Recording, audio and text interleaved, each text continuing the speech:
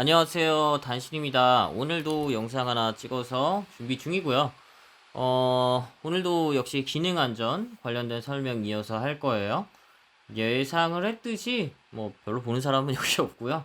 왜냐면 이제 기능 안전이라는 게 모든 이제 개발직이나 연구직으로 있는 사람들이 하는 게 아니고 좀 차량 쪽에 특화되기는 했죠. 뭐 요새는 SKT도 하고 있는 걸로는 아는데 전문 부서도 세우고 네이버는 사실 잘 모르겠어요. 근데 이제 보통 그 좀 차량 쪽에 특화돼서 널리 사용되고 있고 다른 쪽은 꼭 그렇지는 않아요. 아무래도 이거를 하게 되면 제가 지난 시간에 얘기했지만 공수가 엄청 많이 들어가잖아요. 그리고 챙겨야 될 것도 사실 많아지고 그러다 보니까 굳이 이 평가를 받을 필요가 없으면 어떻게 보면은 이제 비용적인 문제에서는 안 좋을 수도 있다. 그리고 기능 안전이라는 거를 이게 이제 ISO 국제 표준이잖아요. 근데 이제 국제 표준을 갖고 하지는 않지만 옛날부터 좀 오래된 대기업 같은 소프트웨어 전문 회사들은 또 나름 자기 내부적으로 관리하는 규칙이라든지 방법이 있을 수도 있거든요. 그럼 사실 그걸 버리고 새로 하는 것 자체가 엄청 이제 낭비일 수도 있거든요. 근데 차량 쪽 관련된 쪽에서 나는 좀 할 거다. 아니면은 앞으로 기능 안전 관련된 부분 업무를 볼 것 같다. 아니면 이쪽에서 관련된 연구직을 하고 있다. 그러면 이제 꼭 아셔야 될 내용이고, 특히 차량 쪽 소프트웨어 앞으로 하실 분들은 당연히 아셔야 되고, 이 역량이 전반적으로 계속 요구되고 있습니다. 네, 그래서 오늘 앞에 각설하고요. 네, 이제 2분 넘게 지금 설명을 드렸는데 이 정도까지만 설명드리고 오늘 할 내용에 대해서 설명드리면, 오늘은 중점적인 포인트를 보자면 이쪽 부분에 대한 산출물을 좀 설명을 드릴 거예요.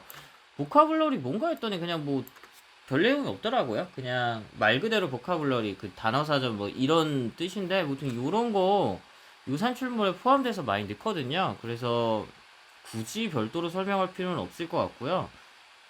이제 세이프티 매니지를 어떻게 할 건지도 보통 정의를 하고, 그 다음에 컨셉 페이지에서 이제 들어가는 산출물들이 여러 개가 있거든요. 네, 그런 부분에 대해서 좀 설명을 드릴 거예요. 네, 그래서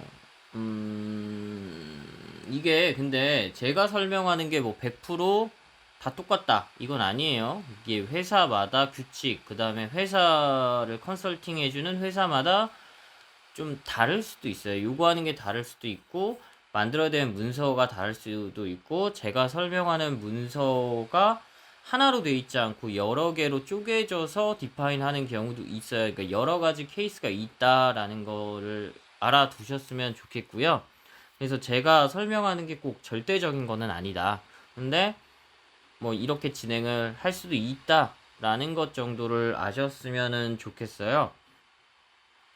네, 그래서 아까 전에 설명한 요 붉은색 부분, 뭐 vocabulary, management of function safety, concept phase에서 보통 요구하는 산출물들과 사실 요 아래 부분도 좀 연관이 있긴 한데, 일단 설명 드려볼게요. 첫 번째는 이제 세이프티 플랜이라는 게 있어요. 그래서 세이프티 플랜은 전체적인 기능 안전에서 그 세이프티를 어떻게 챙길 것이냐, 그래서 뭐 여러 가지 항목들이 나열이 되고요. 두 번째는 세이프티 컨셉이라는 게 있거든요. 요거는 이제 SRS는 어떻게 정리하고 SAD는 어떻게 정리하고, 그거부터 시작해서 각 소프트웨어 전반적인 구성을 어떻게 하고, 그 다음에 거기에 들어간 세이프티는 어떤 식으로 적용할 거고, 어떤 모듈은 애실 뭐로 할 거고, 어떤 모듈은 뭐 애실 뭐 D가 있고 B가 있고 이렇게 나뉘잖아요. 그런 이제 등급부터 해서 그냥 퀄리티 매니지먼트 할 거라든지 이런 전체적인 컨셉 부분을 정하고요. 그래서 세이프티 플랜이랑 컨셉을 왜 하냐면, 이걸 기반으로 해서 나중에 여기 내가 지워버렸는데, 아까 예전에 V 모델 보여줬잖아요. 그래서 SRS 뭐 SAD 뭐 SUD에서 테스트들 이렇게 해서 쭉 보여줬잖아요. 요거를 할 때 이런 부분을 참조하게 되는 거예요. 기본 컨셉 기준으로 해서 디자인하고 기본 세이프티 플랜 맞춰서 소프트웨어 구성하고 나중에 이제 임플리먼트 단계에서도 결과적으로 활용이 되겠죠. 그 다음에 개발 계획서는 뭐냐면 전체적인 개발에서 LM은 얼마나 낼 거고 비용은 어떻게 할 거고 그 다음에 저는 이제 여기에 내가 그것도 넣긴 했거든요. 세이프 매니지먼트, 그러니까 체인지 매니지먼트라고 해서 문서 관리 어떻게 하고 문서 관리 컨셉 어떻게 가져갈 거고 문서에서 형상 어떻게 할 거고 그것뿐만 아니라 이제 전체적인 소스 형상 관리라든지 이것도 여기다 넣는데 이거는 좀 다를 수도 있어요. 회사마다. 그런 거부터 시작을 해서 이제 품질 보증은 왜냐면 개발 계획이잖아요. 그럼 개발을 했으면 당연히 품질 보증에 대한 부분이 들어갈 거잖아요. 그런 거를 어떻게 할 건지를 정의를 하고 테스트 스트레리지 맞나 발음? 그냥 넘어가고요. 테스트 전략이라고 했는데 이거를 좀 나눌 수도 있어요. 테스트 플랜 여기 뭐 버리피케이션 플랜이라고 하고 그다음에 어떻게 체크할 건지 뭐 이걸 또 나눌 수도 있거든요.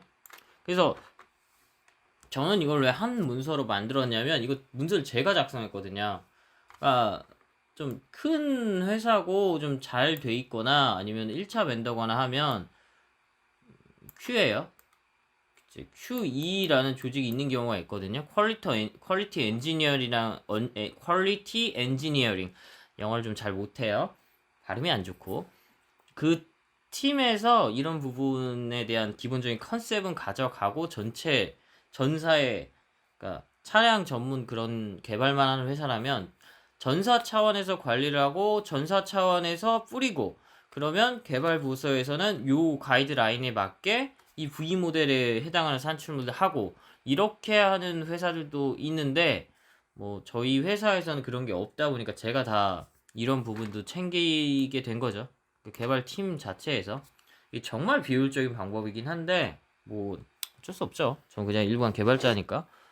그러다 보니까 이제 제가 너무 많이 만들어 놓고 챙기는 것도 좀 제가 할 수 있는 공사 안에서는 어려움이 있으니까 이렇게 좀 축약해서 문서를 좀 부분을 좀 그러니까 크게 묶은 거죠. 그렇게 해서 진행했고 그래서 전략에서는 버리피케이션은 어떤 플랜에 따라서 진행할 건지 방법은 어떻게 할 건지 어느 시점에 할 건지 뭐 이 비슷한 말인가? 어느 시점에 할 건지 누가 할 건지 그다음 뭐 하여튼 이런 내용들이 여기에 들어가게 됩니다. 그러니까 V 모델에서 이쪽에 해당하겠죠. 이쪽 테스트들을 어떻게 할 건지 요 가이드를 통해서 여기서 하는 거고 요런 내용들이 이 위에 있는 세 개 문서들 있잖아요. 요거 가이드 기준으로 만들어지는 거예요.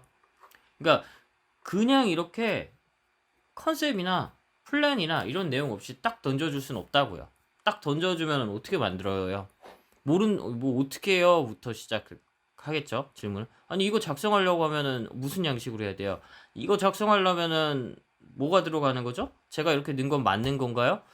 이런 게 생길 수밖에 없죠. 그러니까 그런 가이드라인이 명확해져야 사실은 시작을 할 수가 있어요. 그래서 처음 기능 안전이라든지 에이스파이스를 시작할 때 되게 중요한 부분이 뭐냐면 펀디멘탈 정말 기초적인 부분을 잘 세우고 가야지 여러 가지 개발팀에서 잘 할 수가 있어요. 정말 잘 정리하고 가도 정말 난제고 난항을 많이 겪거든요. 그래서 이런 부분들이 되게 중요하고 이제 이런 단계에서 진행된다고 보시면 될 것 같은데 물론 이상이랑 현실은 좀 차이가 있어요. 원래 현실은 컨셉이나 플랜이나 뭐 계획인 디벨로퍼 개발 계획이나 뭐 테스트 전략이나 이런 걸 먼저 하고 가지만 원래는 그렇게 돼 있지만 또 아시잖아요. 뭐 일이라는 게 자기 마음대로 안 풀리고 그 다음에 이게 도입이 뭐 원래 벤더라는 회사가 없던 건 아니잖아요. 원래 벤더라는 회사들이나 OEM들은 있었고 이 차후에 나온 거고 그걸 지금 적용시키는 단계니까 이게 100% 원하는 대로 가지는 않는다. 그리고 물론 그렇게 하시는 데도 있겠죠. 그런 부분을 잘 생각해 주시면 좋겠고요. 네, 오늘은 딱 10분 마치겠습니다. 단신이었습니다. 감사합니다.